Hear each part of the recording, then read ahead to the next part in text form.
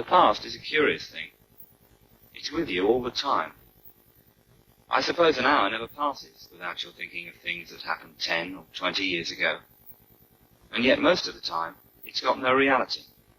It's just a set of facts you've learned, like a lot of stuff in a history book. Then, some chance sight or sound or smell, especially smell, sets you going. And the past doesn't really come back to you. You're actually in the past.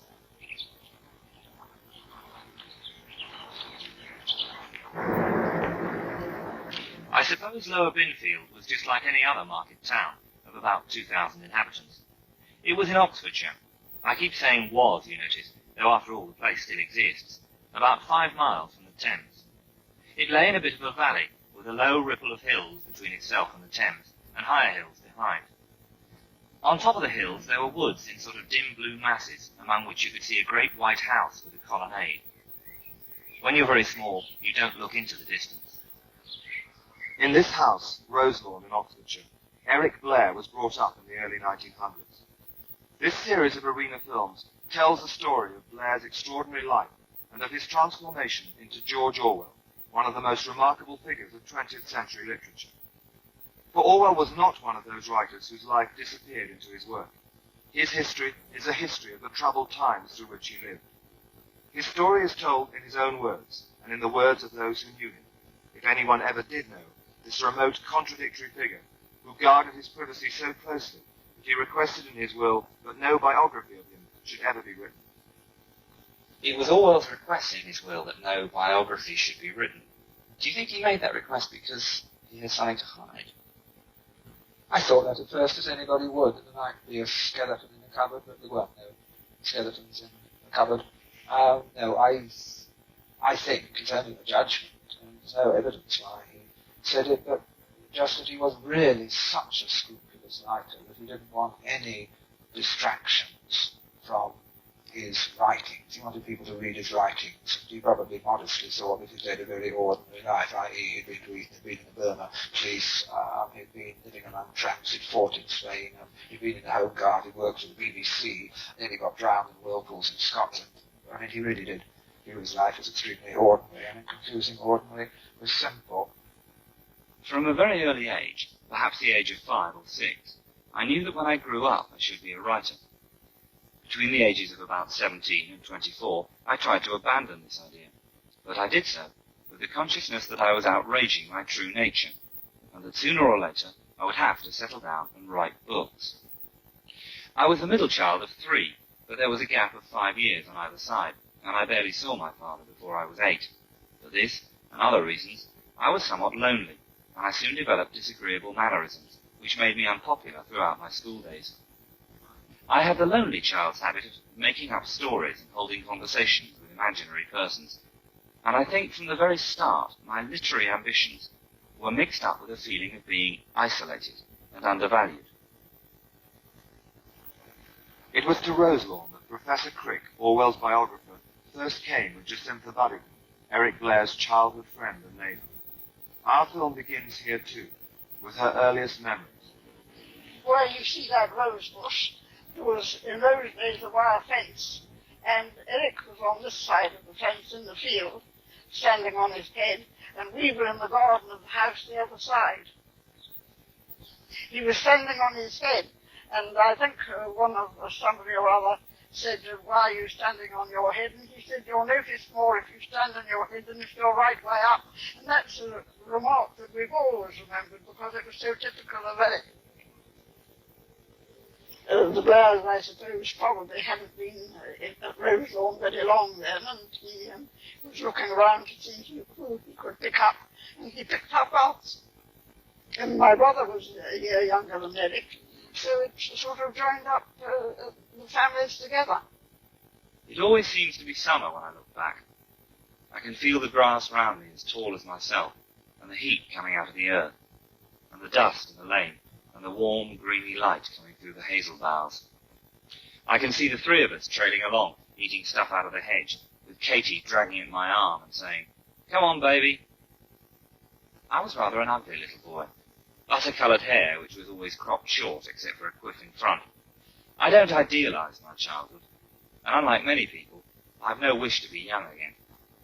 The principal thing started in his place in the home. He was lonely. If he'd had a brother, he'd have been much happier. And then there wasn't a great deal of harmony in his family, between his parents, and he grieved over that. Mr. Blair wasn't with his family in the early years. He was still out in India when the family came back to England. But Eric, I think, had hardly seen his father at all until he was about 8 or so. He was a very reserved kind of man. A very, very reserved sort of man. And rather the sort of children should be seen and not heard, and keep off the flower beds kind of a man. As a very small child, I used to imagine I was, say, Robin Hood, and picture myself as the hero of thrilling adventures. But quite soon my stories ceased to be narcissistic in a crude way, and became more and more a mere description of what I was doing and the things I saw. For minutes at a time, this kind of thing would be running through my head. He pushed the door open and entered the room. With his right hand in his pocket, he moved across to the window, etc. This habit continued right through my non-literary years. I seemed to be making this descriptive effort almost against my will, under a kind of compulsion from outside. Does the interest in the small boy you remember nearly 70 years ago surprise you? Did he seem to you in any way remarkable? What, Blair? No, rather the reverse. Dull, uninteresting, unattractive. That won't do for everyone is his fan now, but of course I only knew him as a kid. He probably became brilliant after Eton. Did he go to Oxford? No. It's very difficult to get directly at Orwell because so many people have taken such strong and wildly different interpretations of him. Inwardly, I was aware of defending him against these kind of extreme interpretations. Or to go back to the childhood one, you see, against people who said, oh no, it's all, he wrote this polemic against his prep school, it's all in that, 1984, it's all in his prep school. You know, it's nothing to do with Hitler and Stalin, it's all to do with how he was treated at prep school. A bell rang, and we all leapt out of bed, put on a dressing gown and slippers, rushed down to the swimming bath, which was in the gymnasium, dived in, swam the length. If we couldn't swim, we just walked down the steps and submerged ourselves and up again into this cold bath, then upstairs again, got dressed, downstairs again, and paraded on the roller skating rink for Mr. Wilkes to turn up and take the VT class. The differences between home and school were more than physical. That bump on the hard mattress on the first night of term used to give me a feeling of abrupt awakening, a feeling of, this is reality, this is what you're up against. Your home might be far from perfect, but at least it was a place ruled by love rather than by fear. At 8 years old, you were suddenly taken out of this warm nest and flung into a world of force and fraud. What are your memories of him at the school? Was he a popular boy?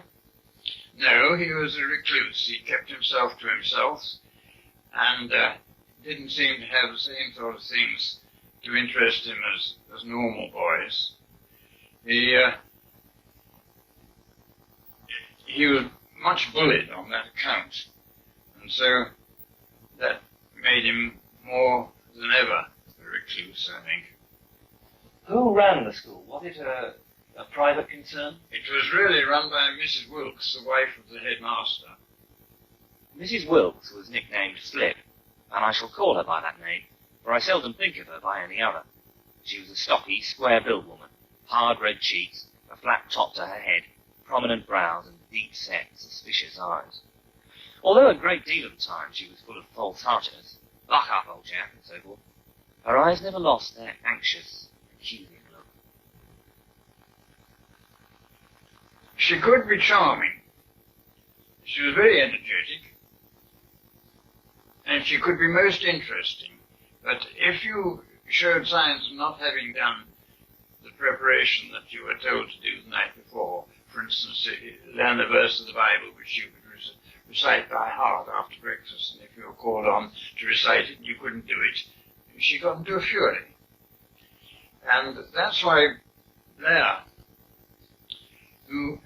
had a plain circular moon face and fair greasy hair. He used to put extra grease on his hair so that when she pulled it, as a punishment for his not having done his prep, her hands slipped off. This was a great abiding lesson of my boyhood. I was in a world where it was not possible for me to be good. In the study was the headmaster, nicknamed Sambo. As I sat snivelling on the edge of a chair in Sambo's study, I had a conviction of sin and folly and weakness, such as I do not remember to have felt before. What about corporal punishment? Because he described beatings. Were they done in public? Was it? Oh no, you went into Mr. Wilkes's study and bent over a chair and he produced a switchy cane. But it wasn't very frequent. St. Cyprian's was an expensive and snobbish school which was in the process of becoming more snobbish and, I imagine, more expensive. All the very rich boys were more or less undisguisedly favoured. The school still had a faint suggestion of the Victorian private academy with its parlour boarders. I doubt whether Sambo ever caned any boy whose father's income was much above £2,000 a year. I did not at first understand that I was being taken at reduced fees. It was only when I was about 11 that Flip and Sambo began throwing the fact in my teeth. Over a period of 2 or 3 years, the scholarship boys were crammed with learning as cynically as a goose is crammed for Christmas. Long before I grasped the nature of my financial relationship with Sambo, I'd been made to understand that I was not on the same footing as most of the other boys. So what was this little boy, Eric Blair, like? What impression did he make on you when you first saw him here? Well, this is how I described him, writing about it a few years afterwards. Tall, pale, with his placid cheeks, large, spatulate fingers, and supercilious voice. He was one of those boys who seem born old. We often walked together over the downs in our green jerseys and corduroy breeches discussing literature. We both won in consecutive years the inevitable Harrow History Prize. I was a stage rebel, Orwell a true one. Was he liked, or was he reasonably popular? Well, yes, you know, there was always something about him that people couldn't help liking him. However much he shocked them and disapproved of them and antagonized them, in nearly all cases, something shone through about him which made you want him to like you a little bit better. And you never lost your temper with him, although he was absolutely maddening. What sort of bullying? Physical bullying? Physical, yes. They'd get together, the whole school, on the skating rink outside, roller skating rink outside the gymnasium, and bay and boo at them. Why were they hated? Because they were cleverer, or? Yes, I think partly jealousy, and partly, well, they were different. Was it an abnormally snobbish school, do you think? Well, I think England was an abnormally snobbish country. I think the school simply reflected the pre-1914 feeling that if you weren't what was called in society, you were no one. If you weren't connected with large houses and the establishment kind of jobs, you were no one, and it was your business to get yourself made into someone as fast as possible. So what did you talk to George about on these walks on the downs? Well, I think a lot of the time we talked about the books we've been reading. And then there was our secret reading, which we enjoyed very much. We can talk about to each other. Of course, he liked these very morbid stories about mysterious plagues and illnesses. He liked the Mask of the Red Death, and he liked Orwell's imaginative stories about people from other worlds causing epidemics and pestilences.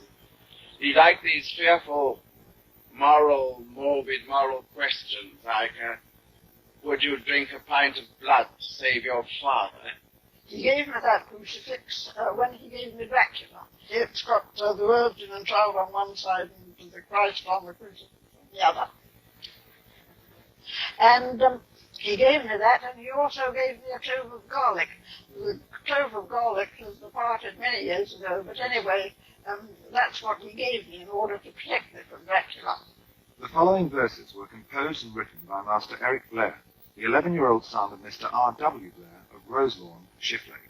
Oh, give me the strength of the lion, the wisdom of Reynard the fox, and then I'll hurl troops at the Germans and give them the hardest of knocks.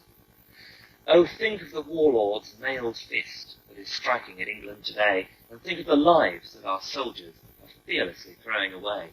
Awake, O you young men of England, for if, when your country's in need, you do not enlist by the thousand, you truly are cowards indeed.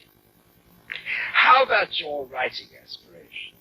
We did start, both of us, to write poetry, and we did show it to each other, and I've got a letter, I think it must be the first known Orwell manuscript that there is, which is his criticism of a piece of poetry of mine.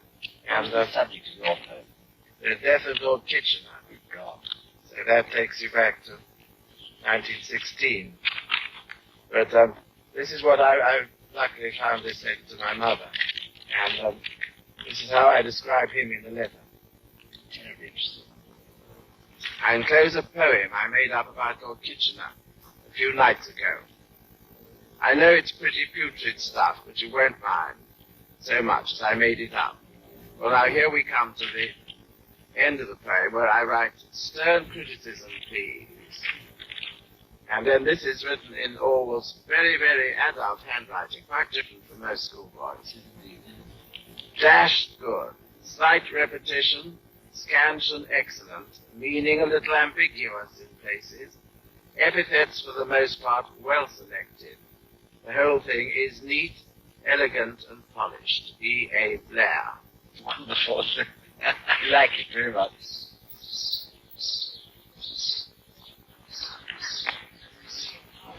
So I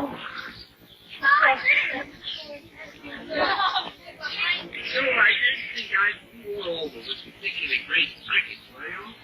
No, we were the staff of second 11th parish schools. But we did spend a terrible lot of time in nests like these, and I remember the very, very alarming feelings of being hemmed in while one batted, and various bowlers bowled at one, including the school fast bowler, and the masters looked on to see if one was promising material, and one knew one would be found out if one was flinching. By the social standards that prevailed about me, I was no good, and could not be any good. But all the different kinds of virtue seemed to be mysteriously interconnected, and to belong to much the same people. It was not only money that mattered, there was also strength, beauty, charm, athleticism, and something called guts, or character, which in reality meant the power to impose your will on others. I did not possess any of these qualities. At games, for instance, I was hopeless.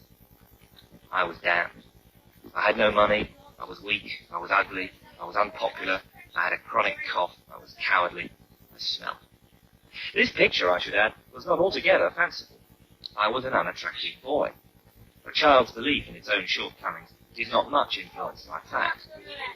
Until after I'd left school for good, I continued to believe that I was preternaturally ugly. It was what my schoolfellows had told me. I had no other authority to refer to. All this was 30 years ago, and more. The question is, does a child at school go through the same kind of experiences nowadays?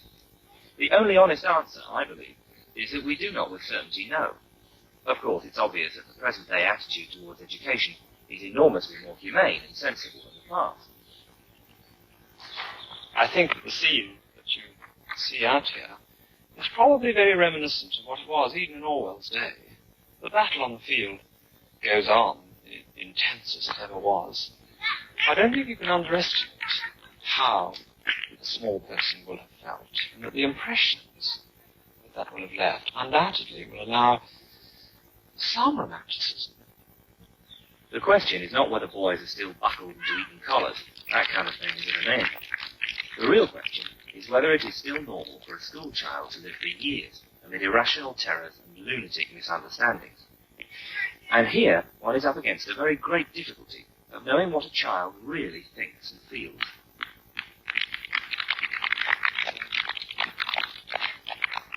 I left St. Cyprian's forever. It was the end of a winter term. With a sense of coming out from darkness into sunlight, I put on my old boy's tie as we dressed for the journey. I'd won a scholarship to Eton, a At Eton you had a room to yourself, a room which might even have a fire in it. Whatever may happen to the great public schools when our educational system is reorganized, it is almost impossible that Eton should survive in anything like its present form, because the training it offers was originally intended for a landowning aristocracy. It has one great virtue, and that is a tolerant and civilized atmosphere which gives each boy a fair chance of developing his own individuality. What did you like about him? What drew you? He was very good company. He was rather mature for one that age. He wasn't, what should I say, wasn't light-hearted company. His humour was always rather satirical. But it was, boys loved that. And one found it rather grown up and very splendid. And he was also very well read, even at that age. He certainly had an interest in words, in language, in English. And I remember, for instance, we had, curiously enough, as our French master for a brief period, Walter Huxley. Very incontinent he was, but we rather loved it because of his talk, the words he used. And we would try and remember them. And Eric Blair certainly was very much interested in that sort of side. He was less unhappy at Eton, but he always felt it wasn't a school for him. There were so many regulations. And there were things there that he felt. For instance, Huxley was a master there and was almost blind. And the boys used to tease him. And that worried Orwell a lot. He thought, how can anyone tease a blind man? That was just typical. See, many boys, I don't suppose, would have noticed it, would they? But he noticed it, and he felt it. He did have this great moral courage. I mean, no one could bully Orwell. He wasn't an athlete, but people respected him. They were a little bit frightened by him, and he wasn't beaten very much. Occasionally he was, but on the whole, people let him alone. There was no bullying from top to bottom, but in the same year group, there would be bullies. And I remember once, after prayers, walking down the corridor in college, past the various people's rooms, and as I went by, rather like a terrible gangster film, a hand reached out and yanked me into this room, and there were the bullies, two of them, just like two killers from Chicago, and they said, Connolly, what the hell do you mean by talking so much to boys in the election bar? You're sucking up to them, and you spend all your time bleating poetry to Rylands. And so they then proceeded to start punishing me, hitting me from one to the other. And I'd been with Orwell. He was walking just behind me. And he saw me disappear. And instead of walking on, as many sort of politic little boys would have done, he came in there. He opened the door. And when he came in, he saw the figure of these two bullies. And he simply just went for him. He gave him one sort of terrific punch. And then yanked me out again. And then we resumed our walk down the corridor, still talking about Admiral Butler. The truth is that kids aren't in any way poetic. They're merely savage little animals. Except that no animal is a quarter as selfish. A boy isn't interested in meadows, groves, and so forth. He never looks at a landscape, doesn't give a damn for flowers. And, unless they affect him in some way, such as being good to eat, he doesn't know one plant from another. Killing things. That's about as near to poetry as a boy gets. And yet all the while there's that peculiar intensity, the power of longing for things as you can't long when you're grown up, and the feeling that time stretches out and out in front of you, and that whatever you're doing, it would go on forever.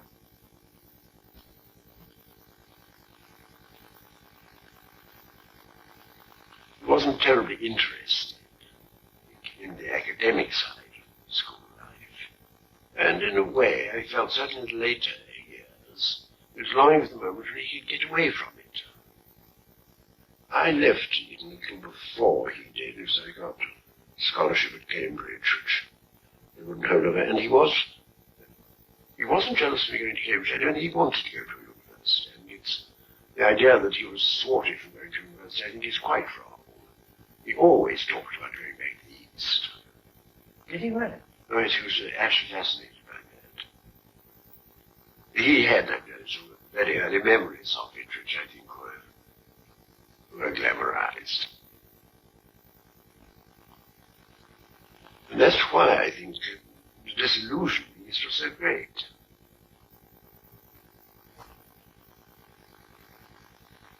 Eric Blair left Eton at 18. Within the year, he'd enlisted with the Imperial Military Police in Burma.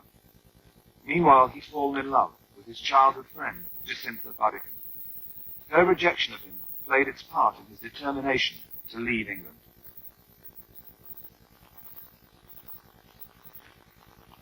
Was he at all upset at your refusing to become engaged, or was it just something slightly playful? Or?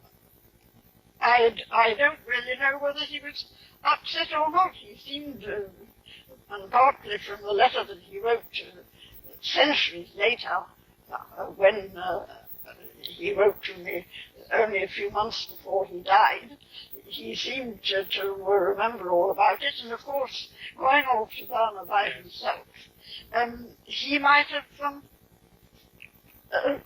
been more upset about it than ever would occur to me. You see, I never took him seriously, not from a romantic point of view.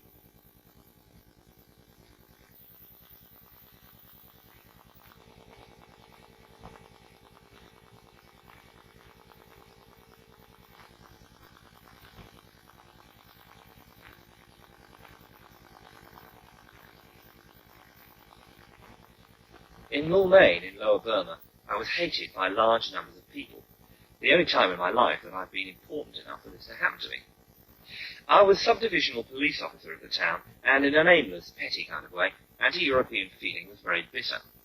No one had the guts to raise a riot, but if a European woman went through the bazaars alone, someone would probably spit betel juice over her dress. As a police officer, I was an obvious target, and was baited whenever it seemed safe to do so. Why did he go into the Burma police? It's a mystery, isn't it? It's a mystery to me, and it's a mystery to his father, who wanted him to go into the ICS, the Indian Civil Service, which he could have done with the greatest of ease. A great classical scholar, and he would have got it very, very easily. So why did he choose the Burma police, which is an outpost, a grim job, isn't it? A grim job, in a real outpost, not like India, you see. Why did he do that? I don't know. I don't think anybody does know. And I don't think he really knew, except he wanted to get away from it all. This is my feeling. When a nimble Burman tripped me up on the football field, and the referee, another Burman, looked the other way, the crowd yelled with hideous laughter. This happened more than once. In the end, the sneering yellow faces of young men that met me everywhere, the insults hooted after me when I was at a safe distance, got badly on my nerves. The young Buddhist priests were the worst of all. There were several thousands of them in the town, and none of them seemed to have anything to do except stand on street corners and jeer at Europeans. He couldn't stand the Buddhist monks, because they were all very political. It's the only part of the Far East where Buddhism is political. It's in Burma. It sounds from his books as if he was pro the national population, but what you remember was him being anti. He was very anti, yes, in this way, this is so. Because nobody could deny that the British administration was first class. You felt he was pro the British administration? I think he thought we ought not to be there, but he was pro what we had done for the country. It is a stifling, stultifying world in which to live. A world in which every word and every thought is censored. In England, it's hard even to imagine such an atmosphere. Everyone's free in England. But even friendship can hardly exist when every white man is a cog in the wheels of despotism. You're free to be a drunkard, an idler, a coward, a backbiter, a fornicator, but you are not free to think for yourself. Your opinion on every subject of any conceivable importance is dictated for you by the Pukka Sahib's code. And then, of course, in Burma, he was very lonely. There was no one worthy of him to talk to. He was rather isolated among the whiskey-drinking rather, usual Indian bosses. And he never made friends much in India. In Burma, rather, he was pretty lonely. In the end, the secrecy of your revolt poisons you like a secret disease. Your whole life is a life of lies. It was about 40 yards to the gallows. I watched the bare brown back of the prisoner marching in front of me. He walked clumsily with his bound arms, but quite steadily, with that bobbing gait of the Indian who never straightens his knees. At each step his muscles slid neatly into place. The lock of hair on his scalp danced up and down. His feet printed themselves on the wet gravel. And once, in spite of the men who gripped him by each shoulder, he stepped slightly aside to avoid a puddle on the path.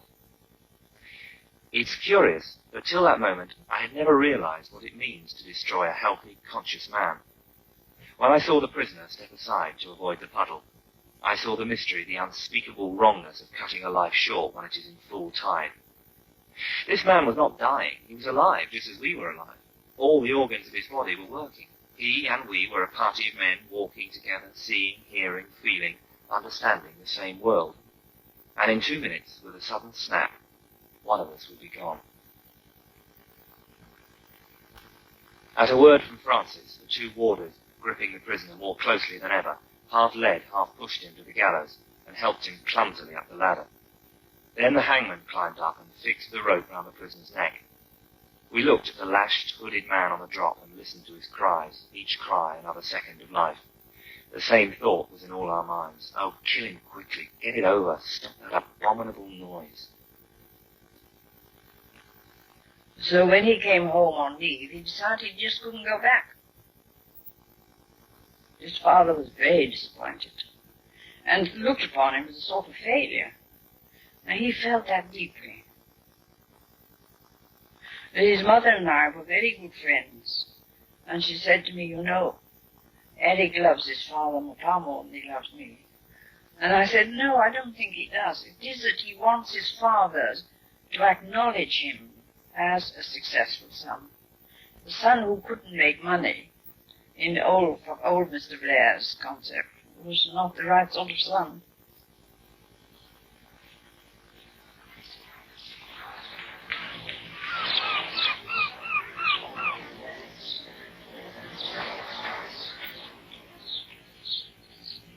By the time of his return from Burma in 1927, the Blair family had moved to Southwold in Suffolk. What brought them there? Oh, I think a mixture of seeking for a genteel and a reasonably cheap retiring place. Southwold began to develop from a fishing village just before and then quite rapidly after the First World War as a very favoured retiring place of, shall we say, the lesser middling top ranks of the old Anglo-Indian civil servants. We remember Orwell's remark that his parents were of the lower, upper middle classes, which he precisely defined as the middle classes without money. This would be very much the kind of place they would come to, a kind of small-scale Bournemouth or Eastbourne. Do you think they fit in easily here? It's very difficult to know. I think the Anglo-Indians fitted in with themselves. I think the villagers and the fishermen gradually came to accept them. Old man Blair doesn't seem to have fitted in. He joined the Constitutional Club that must have been a fairly, the more substantial shopkeepers kind of place. He probably felt himself a bit above that, but on the other hand, it was the best there was. He wasn't a mixer, and he was pretty old. Mrs. Blair was a gay and vigorous bridge player and whisk drive organizer, and certainly was out and about the town, but I imagine very much with those other kinds of ladies. Can I ask you both whether you remember George Orwell from your youth here in Southwold? I remember him very well. But really, sort of more to look at. And, he used to be in places that he was very shy, quiet, and, didn't sort of become jolly with us all. I think he was thinking of thoughts. He didn't join in parties, did he? No. He had individual friends. Yes. Yes, it was like that. He used to walk along the river Orwell, especially, which he loved. That's why he took the name Orwell.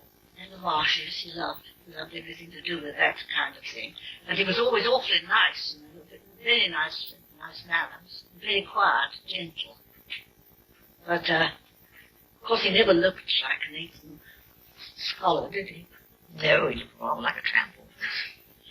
Yes. But he was just that little bit above ordinary people, like myself. And myself. Was he striking? Very tall and lanky.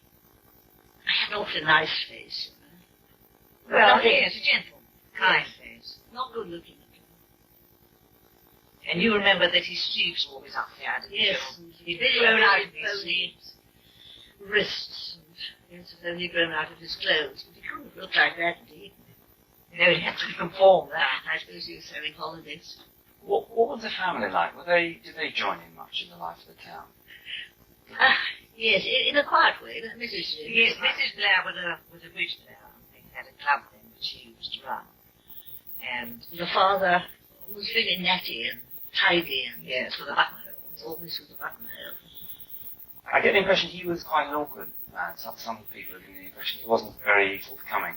Old Mr. Blair. Old Mr. Well, maybe, but that didn't come out well, did he? No, but I remember Dennis, my brother, saying that when he went to the club, he just sat there looking out. He didn't join in the conversation. He told me that the other day. He just sat there looking at space. Yes, nice looking young man. Did Blair get on with his parents? There must have been some tensions. I should think there was quite a lot. But I think that, you know, he came back and, yes, they accepted he was always at home. But of course he was very much a socialist. And he gave up his job, which wasn't very well thought of in those days, you know. One's parents put one in something. He was expected to stay, but he came home. Disappointed more than anything. That he came back from Burma? Yes.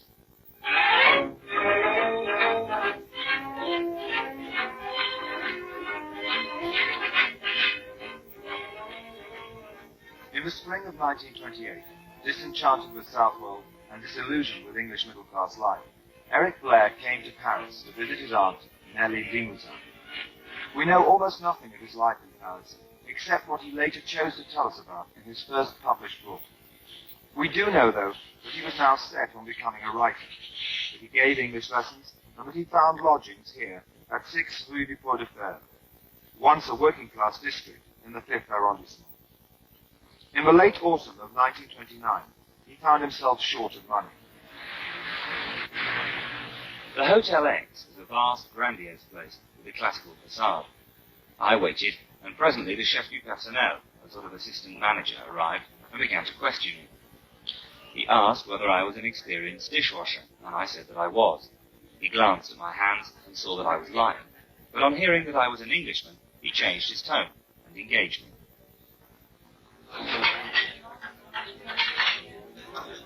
It was amusing to look around the filthy little scullery and think that only a double door was between us and the dining room. There sat the customers in all their splendour, spotless tablecloths, bowls of flowers, mirrors and gilt cornices and painted cherubim. And here, just a few feet away, us, in our disgusting filth. It is an instructive sight to see a waiter going into a hotel dining room. As he passes the door, a sudden change comes over him.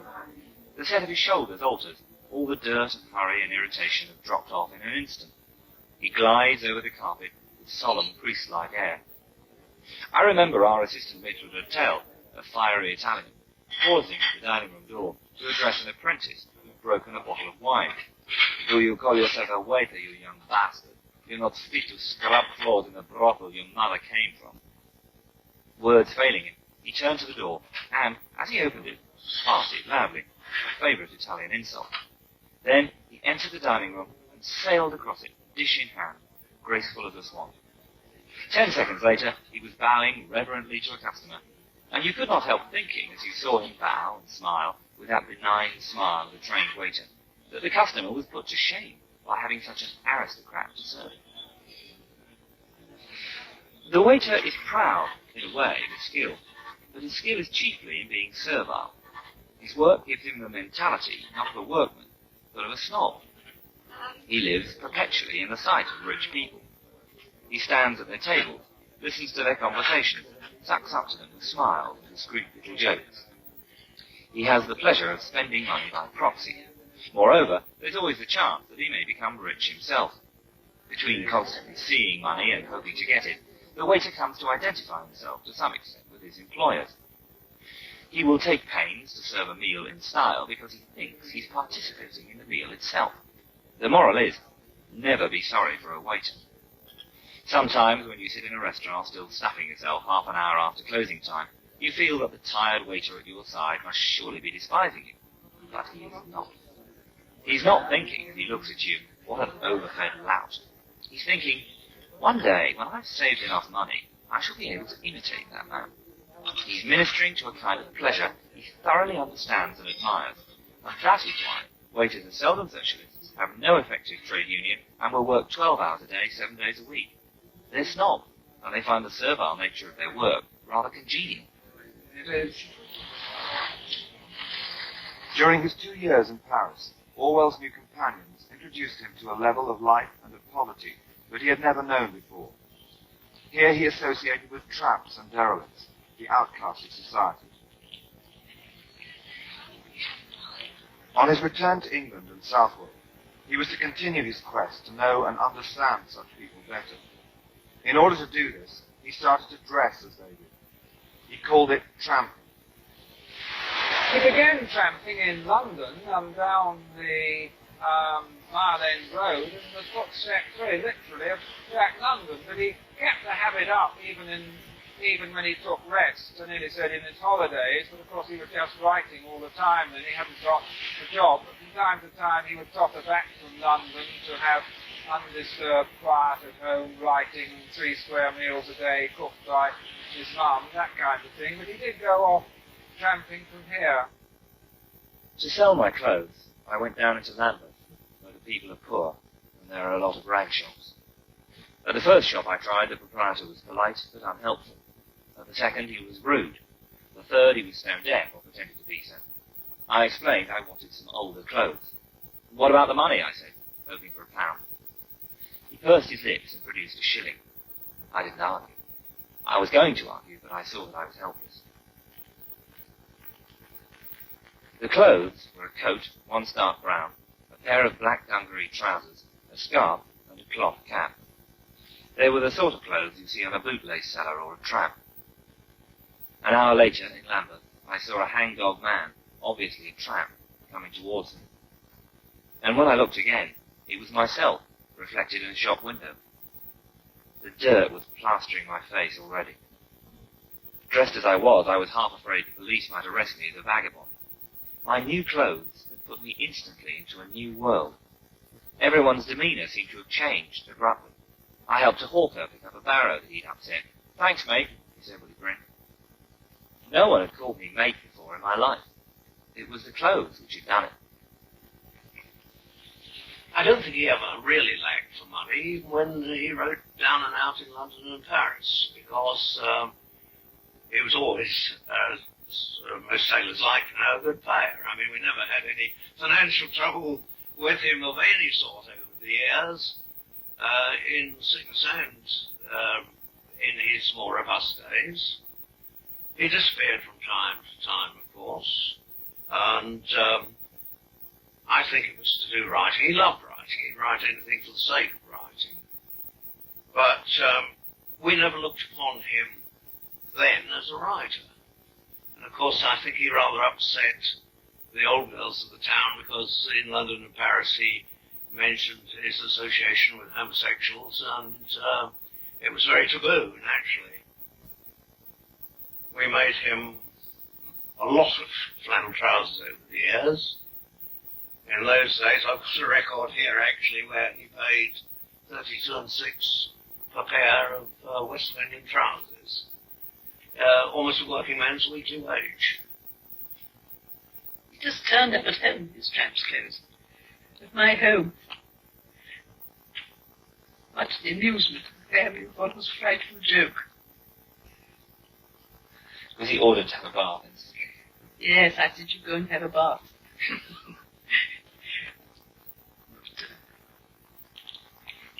I'd like to sort of really like shock you, because you wouldn't get shocked at all. Well, probably very unnecessary. From your impression of him, he'd always wanted to be a writer. Oh, yes, he was from when I do this. I think he told me, I'm not sure. I'm sure of that, but I'm quite sure writing was the one thing to his life. Absolutely nothing came in the way of his writing. Not even people? No, certainly not people. Not his family or anybody else, no. He used to sit down at 9 o'clock in a little back room. There's a table and writing things. And he used to write till 12. And at 12 o'clock he'd throw everything down and go out and have a beer. Well, it didn't matter what he wrote as long as he wrote. He was forcing himself to write. I want to set down some general remarks about tramps. When one comes to think of it, tramps are a queer product. Tens of thousands in number, marching up and down England like so many wandering Jews. In childhood, we've been taught tramps are blackguards, and consequently, there exists in our minds a sort of ideal or typical tramp, a repulsive, dangerous creature, who'd die rather than work, and wants nothing but to beg, drink, and rob henhouses. This tramp monster is no truer to life than the sinister Chinaman of the magazine stories. Why do tramps exist at all? It's a curious thing, but very few people know what makes a tramp take to the road. A tramp tramps not because he likes it, but for the same reason as a car keeps to the left. A destitute man, if he's not supported by the parish, can only get relief at the casual wards. Very little of the tramp monster will survive inquiry. A casual ward will often admit 100 tramps in one night, and these are handled by a staff of 3 porters. 100 ruffians could not be controlled by 3 unarmed men. It follows, then, that the serve-them-damn-well-right attitude that's normally taken towards tramps is no fairer than it would be towards cripples or invalids. When one has realized that, one begins to put oneself in a tramp's place and understand what his life is like. He left the manuscript in my house, and he said, oh, take off the paper clips, but throw away the manuscripts. And I thought, this is nonsense. It had been rejected by 3 publishers. So I took it to an agent in the Strand, Moore and Christie. And I said to Mr. Moore, will you read this and publish this? This is a good book. No, said Mr. Moore, I couldn't possibly. No one's ever heard of your friend. When we couldn't possibly take the risk of publishing it. So I bullied that man, and I left it with him, and I said, now you read it. And 3 months after, he sold it to Gollands, and it came out. And on the day it came out, Orwell got £30.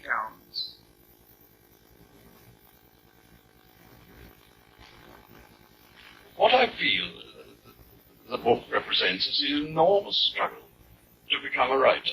After all, he told me that he wrote the whole of Down and Out 5 times, from beginning to end.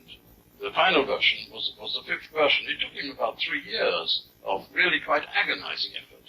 And in the end, I think he was just looking for material and exercising his wit. I think that his sense of the droll and his keen observer's eye, what I think Pritchard called the dilatory eye, it comes through in that book, and that makes it a work of literature. After all, that really is the essence of his sociological writings, that they are literary works. Ginger and I went to a kip in Tooley Street, owned by Lou Levy, who owns the one in Westminster Bridge Road. It's only 7pence a night, and it's probably the best 7p one in London. There are bugs in the beds, but not many, and the kitchens, though dark and dirty, are convenient with abundant fires and hot water. The lodgers are a pretty low lot, mostly Irish unskilled labourers and out-of-work men. We met some queer types among them. It still is essentially a common lodging house, or whatever you call it. Yes, basically it is very much so. Common lodging house. How much does it cost for somebody to spend the night here? It's at the moment £2.15 per night. And that is actually cheaper than other places.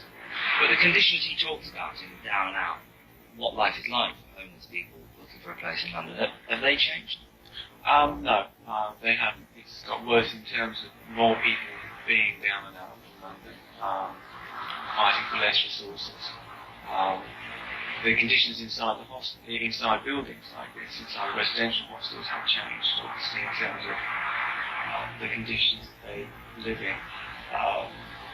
But outside, essentially no. At 6, we went to a Salvation Army shelter. We couldn't book beds till 8, and it wasn't certain that there would be any vacant. But an official who called us brother let us in on condition that we pay for 2 cups of tea. The main hall of the shelter was a great whitewashed barn of a place, oppressively clean.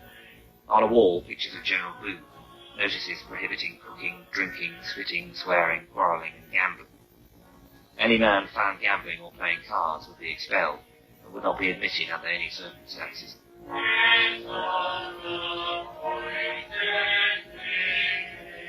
To my eyes, these Salvation Army shelters, though clean, are far drearier than the worst of common lodging houses. There's such a hopelessness about some of the people there. Decent, broken-down types who pawn their collars, but still try for office jobs. I think it stands up as a document. Of course, it is partly fiction indeed. As Orwell was such an autobiographical writer, one could say that there was an element of fiction in all his autobiography, and a strong element of autobiography in all his fiction. Because in actual fact, Down and Out covers only a few weeks in his life in Paris, and it's still a mystery. What did he do during his 2 years in Paris? One knows that he gave English lessons. He's never written about that. One knows that he tried unsuccessfully to write 2 long novels. He's never written about that. So, taken as fiction, I think it stands up. I'm all the time surprised by the way in which the young of today, even school children, read it with such pleasure. My story ends here. It's a fairly trivial story, and I can only hope it's been interesting in the same way as a travel diary is interesting. I can at least say, here's the world that awaits you if you're ever penniless. Someday, I want to explore that world more thoroughly. I should like to understand what really goes on in the souls of plongeurs, tramps, and embankment sleepers. At present, I do not feel I have seen more than the fringe of poverty. Still, I can point to 1 or 2 things I've definitely learned by being hard up. I shall never again think that all tramps are drunken scoundrels, nor expect a beggar to be grateful when I give him a penny, nor be surprised if men out of work lack energy, nor subscribe to the Salvation Army, nor pawn my clothes, nor refuse a hand-bill, nor enjoy a meal at a smart restaurant. That is a beginning.